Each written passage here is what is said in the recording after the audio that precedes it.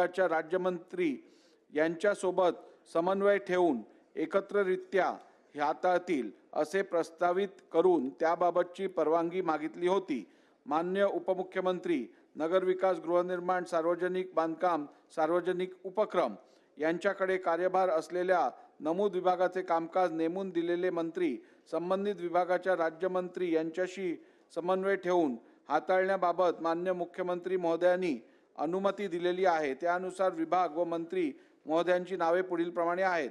सार्वजनिक बांधकाम, सार्वजनिक उपक्रम माननीय श्री दादाजी भुसे, नगर विकास माननीय श्री उदय सामंत, गृहनिर्माण माननीय श्री शंभूराज देसाई।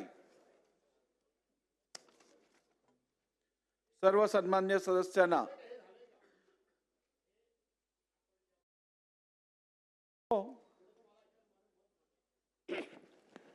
अध्यक्ष महोदय, हा थोडासा विषय आता समोर आला तो मागच्या वेळेला सभागृहामध्ये संबंधित खात्याचे मंत्री हजर असताना सुद्धा इतर मंत्री या संदर्भामध्ये त्यांच्या संबंधित विषयाची उत्तर देत होते।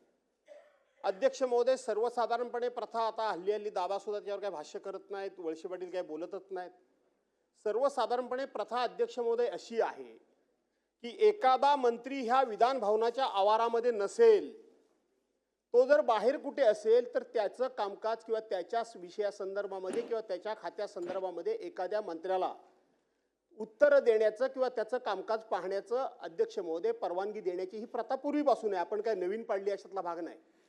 पण नवीन प्रथा ही पडलेली आहे अध्यक्ष महोदय की संबंधित मंत्री या प्रिमायसेसमध्ये आहेत, आवारामध्ये आहेत, आपल्या चेंबरमध्ये बसून असतात आणि त्यांच्या खात्याचं उत्तर कुठल्या तरी मंत्र्याने देणं ही प्रथा माझ्या दृष्टीनं, जरी आपण परवानगी घेतली असली, माननीय मुख्यमंत्री महोदयांनी त्याला परवानगी दिली असली, आपण जरी सभागृहाच्या समोर हा विषय ठेवला असला, तरी मला असं वाटतं की ही प्रथा चुकीची आहे।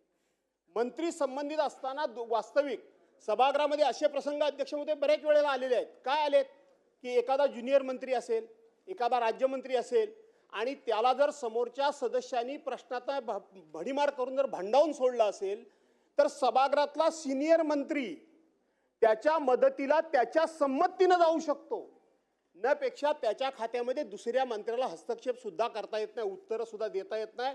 ही प्रथा अनेक वर्षांपासून या सभागृहाची आहे आणि म्हणून माझं म्हणणं एवढंच आहे की तुम्ही त्यांना परवानगी देत असताना ते जर या प्रिमायसेसमध्ये नसतील, चेंबरमध्ये नसतील, विधिमंडळाच्या आवारामध्ये नसतील तर जरूर परवानगी द्या, न पेक्षा ते जर इथे असतील तर संबंधित मंत्र्यांनीच उत्तर दिलं पाहिजे, असं आपण अध्यक्ष म्हणून निर्देश द्यावे असा माझा आग्रह आहे।